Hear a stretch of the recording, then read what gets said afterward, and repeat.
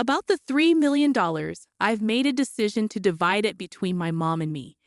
This decision came shortly after my father's funeral. Jack, after perusing the inheritance documents without seeking permission, remarked to me, "Kelly, don't be too greedy." Oh, finally I can quit my job. I have to thank that doddering old man. Doddering old man? Are you talking about my dad? I inadvertently blurted out, disregarding my confusion. Jack and my mother-in-law enthusiastically discussed plans to buy a new car and go shopping. Faced with this unexpected turn of events, I could no longer contain my emotions. I was on the brink of exploding. Burdened with household chores, asked for money, and to top it off, they insulted my father. I didn't want to live with Jack and my mother-in-law anymore. Suppressing my anger, I forced a smile and replied, "Sure, feel free to use the money as you and my mother-in-law please. I am Kelly Cohan, a 38-year-old housewife working alongside my husband. My parents were doctors who ran a well-reputed clinic in our hometown. As an only child, I was showered with love. After graduating from the School of Pharmacy, I secured a job at a major pharmaceutical company. Although my parents were disappointed I didn't become a doctor, they respected my decision. 10 years ago, my mother unexpectedly died in an accident, leaving me and my father devastated. During those difficult times, Jack, then my boyfriend, supported me. We met through a mutual friend, and 2 years after my mother's passing, Jack proposed. Jack was an ordinary salaryman in the food and beverage industry. Despite earning significantly more, I believed we could overcome any difficulty and be a happy couple. My father was overjoyed when I told him about our engagement. "I've heard how Jack supported you, Kelly. Thank you so much. Please continue to take care of her," he said. Facing my father, Jack stood straight and promised, "I will make her happy." Standing next to Jack, I was enveloped in feelings of happiness. The following week, we went to Jack's family home to announce our marriage. His mother, with flashy makeup and divorced from Jack's father, evaluated me rudely. "Marriage, huh? You're Jack's choice, are you? Isn't she a plain choice for you? And she's older, right? Wouldn't a younger and prettier girl be better for you?" Jack quickly retorted, "Mom, you know M Pharmaceuticals, right? Kelly works there. Her father is a doctor and runs his practice." I expected Jack to praise my character, but instead, he emphasized the financial advantages. Hearing this, his mother's expression changed to one of satisfaction. "Oh, Jack, you should have told me such important things earlier. That changes everything." "I happily approve of the marriage. Nice to meet you, Kelly." "Thank you." After gaining approval for our marriage from Jack's mother, Jack was overjoyed. However, I couldn't shake off a sense of unease. Despite things going smoothly and our decision to get married, when we were about to register our marriage, my father, a doctor and real estate investor, gifted me an apartment in a luxury building in New York City. I told Jack, "Dad has given me this apartment as a wedding gift, but it's our new home. Let's live here happily and peacefully together." Jack smiled happily, and thus our married life began. However, after getting married, I realized something unsettling. Jack, who had lived with his parents until then, was almost incapable of doing household chores. He couldn't cook, didn't know how to use the washing machine, and showed no interest in learning. He would leave his garbage scattered around, not bothering to throw it away. While I wanted to diligently share household responsibilities, Jack's careless attitude increased my dissatisfaction. In the first year of marriage, I took on all the household responsibilities despite some complaints, given that we were still in the honeymoon phase. But with the exhaustion from work and struggling to keep up with chores, I reached my limit in our second year, deciding to have a serious talk with Jack about sharing household duties. I bravely expressed my dissatisfaction. To my dismay, Jack responded without gratitude or reflection, saying, "I'm tired from work too. You're much better at chores than I am, right? It's better if you do them since I'm not good at it." Dismissed just like that. Jack hardly helped with the chores, and I continued to bear the brunt of our household responsibilities. But that wasn't the only problem.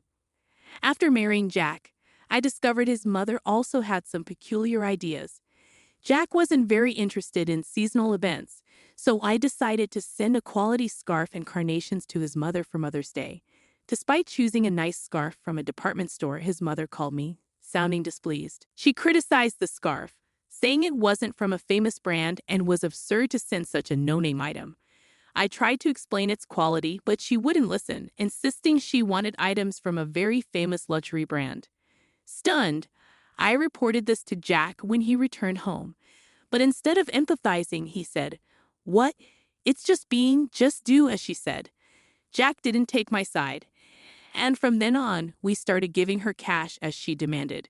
Moreover, by our 5th year of marriage, she began visiting our home frequently, always finding reasons to ask for money. Jack, without any complaints, would always smile and give money to his mother, even though I had a job. Jack's income was limited and small, making our daily life just barely manageable. Desperation led me to dip into our savings to cut living expenses. Despite my frustrations, I knew Jack cherished his mother, and she was an important person to me, having supported me during tough times. She's the mother of someone important to me, and with that thought, I endured. Now, in our 8th year of marriage, I continue to handle all the household chores and keep giving money to my mother-in-law. One day during this routine, my father, whom I hadn't seen in a while, unexpectedly called me. The story he shared during our rare meeting was shockingly unexpected. He revealed that he was suffering from terminal cancer, and treatment was no longer possible. Overwhelmed with shock, tears spilled from my eyes. My father gently stroked my head, just as he did when I was a child, saying, "Kelly, this is fate. Let's accept it quietly." I questioned Dad, "Why even you?" Thus, my days became a juggling act of work, household duties, and now visits to my father's hospital. While work allowed some flexibility, managing the household was not easy. When I told Jack I would be caring for my father, he showed no reaction or willingness to help. "Well, it's tough with your father's sudden condition. Please do your best," was the only thing Jack said. He visited my father in the hospital only once. I was so preoccupied with my father's care that I had no time to spare for Jack. If I had time to worry about Jack, I wanted to prioritize my father. One day, as my father lay in his hospital bed, he suddenly asked me, "Kelly, how is your marriage with Jack going?" Caught off guard, I found myself thinking about Jack's attitude at home and his mother's behavior. I couldn't answer properly. Seeing my hesitation, my father seemed to understand and spoke to me, "Kelly, you don't have to endure. Think about your happiness. Don't worry, you won't have any hardships after I'm gone." I couldn't hold back my tears and wept, and my father silently and firmly held my hand. 3 months later, the inevitable moment arrived. My father passed away quietly. Engulfed in immense sorrow, I started arranging the funeral. Jack, however, showed no interest in my grief and didn't help with any preparations. Despite this, I was too busy with the funeral arrangements to pay much attention to Jack. Many friends and acquaintances attended my father's funeral, making it a heartfelt farewell. Even the indifferent Jack and his mother attended. The day after the funeral, I received a call from a lawyer about my father's inheritance.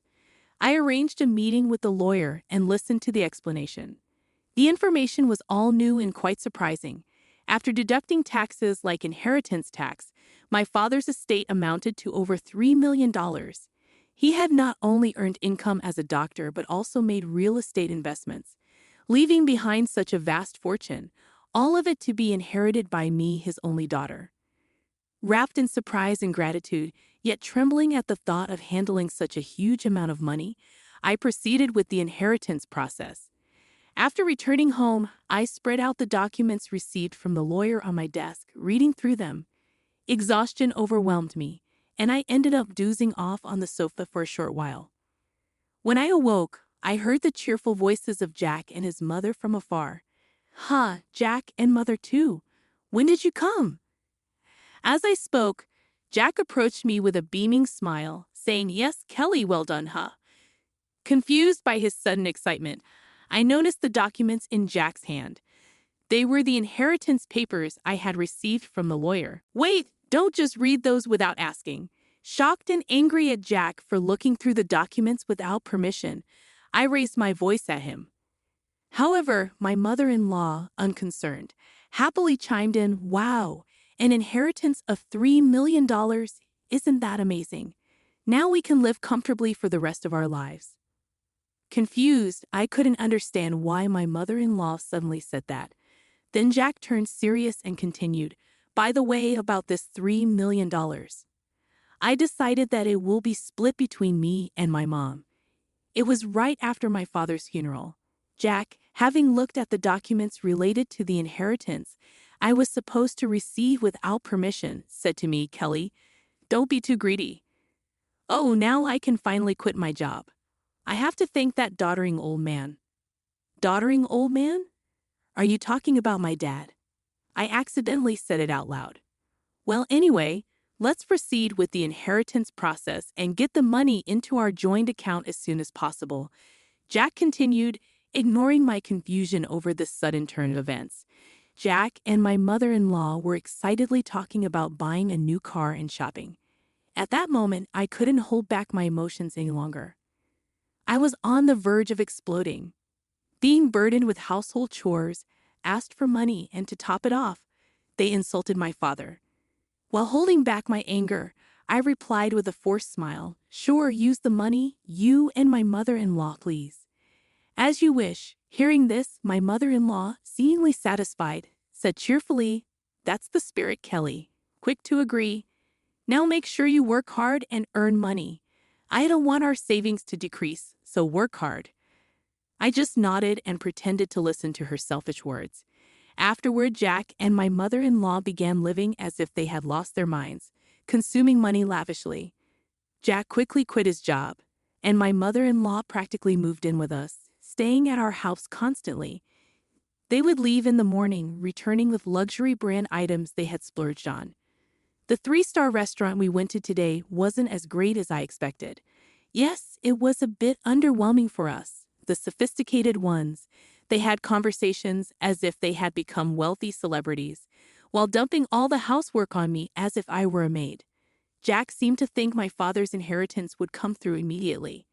He carelessly withdrew money from our joint account, and my savings of $100,000 dwindled rapidly. When I protested their excessive spending, Jack just laughed it off. "What are you talking about? Is it $3 million coming soon? Then this kind of spending is no big deal," he said. I warned him I've already stopped it, but Jack completely ignored me. Then a month later, Jack and my mother-in-law suddenly left for a trip to Hawaii. I wasn't invited and was left alone at home. After seeing them off, I decided to take action. About a week later, while I was relaxing at home, I heard a loud knock on the door.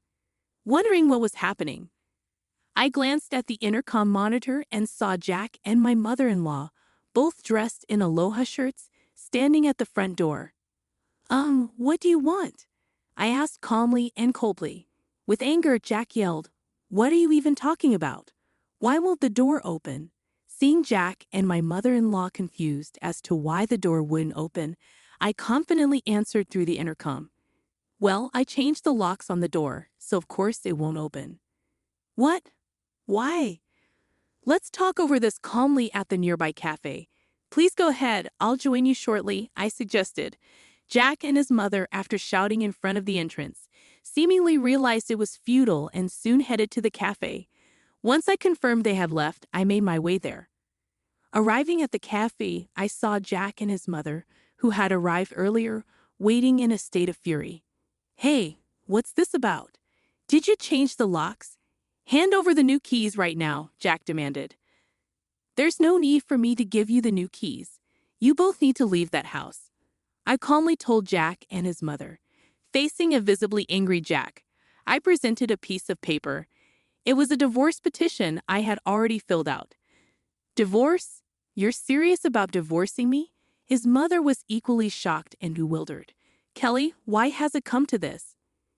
I spoke quietly to the two who were panicking and flustered. "By the way, you've been spending lavishly every day. Are you sure your finances are okay?" Jack retorted vehemently. "What money? Of course it's fine. Your father's inheritance is coming, right? There should still be over $50,000 in our joint account." "Look, I'll show you right now," Jack said, taking out his smartphone and opening the banking app to check the account. At that moment, his expression changed abruptly. What? What's this? Why is the money gone? It was there just the other day, Jack exclaimed. Hearing his words, his mother also hurriedly looked at her phone, her face showing confusion. I revealed the truth to them as they were panicking, not understanding the situation. Of course it's gone. I'm divorcing you, so I moved that $50,000 to my account as part of the property division. What? What do you mean? Jack's face turned to anger for a moment, but then he smirked as if remembering something. Fine, I'll divorce you then. Transfer the inheritance you got from your dad right away. After all, property acquired during the marriage is split half and half in a divorce, right? Well, you might be misunderstanding something, I replied. Why didn't you know the inheritance I received, even though it was during our marriage, doesn't count for property division? There was a moment of silence between us. Then Jack and his mother's expressions changed drastically. Perhaps they truly believed they would receive part of my inheritance. I was just astonished and could only sigh in disbelief. No, that can't be true. That's impossible. Her face turned red with a mix of denial and anger. Please check for yourself, I said mockingly. Jack started frantically searching on his smartphone. It says here property inherited by one spouse from a parent is considered separate property. Therefore, it's not subject to division and can't be split between the spouses. What? Seriously? His mother too looked at the screen in shock. Then Jack approached me, pleading desperately, Kelly, please don't divorce me. I have no savings and no job. How am I supposed to live if you divorce me? Faced with Jack's plea, I spoke to him clearly and firmly. What are you talking about? Take responsibility for your actions. I will never forget how you both treated me. I'm divorcing you. I'll go to court if I have to. Intimidated by my fierce demeanor, which they had never seen before, Jack and his mother shrunk back in fear, whimpering softly. Leaving the two of them dejected, I walked out of the cafe. Later on, Jack and I were able to go through the divorce proceedings without any issues. The $50,000 I had moved from our joint account was recognized as part of the marital property division. Eventually, I managed to get Jack and his mother out of my house. Jack, having already squandered the money from the property division, found himself penniless. Furthermore, he was overwhelmed with bills from the overseas trip and other expenses he had paid for with his credit card, quickly sinking into debt. Jack and his mother had to take on even more debt to make these payments, and they now live in a rundown apartment, working tirelessly every day to pay off their debts. The stark contrast to their former lavish lifestyle has been a huge shock for them. On the other hand, I sold a condo I used to share with Jack. I then moved into the apartment that used to belong to my father. I continued to work as before, but with the inheritance I received from my father, I am living a comfortable life financially. With gratitude to my late father in my heart, I want to start anew and cherish my life ahead. I aim to protect my happiness and spend my days peacefully.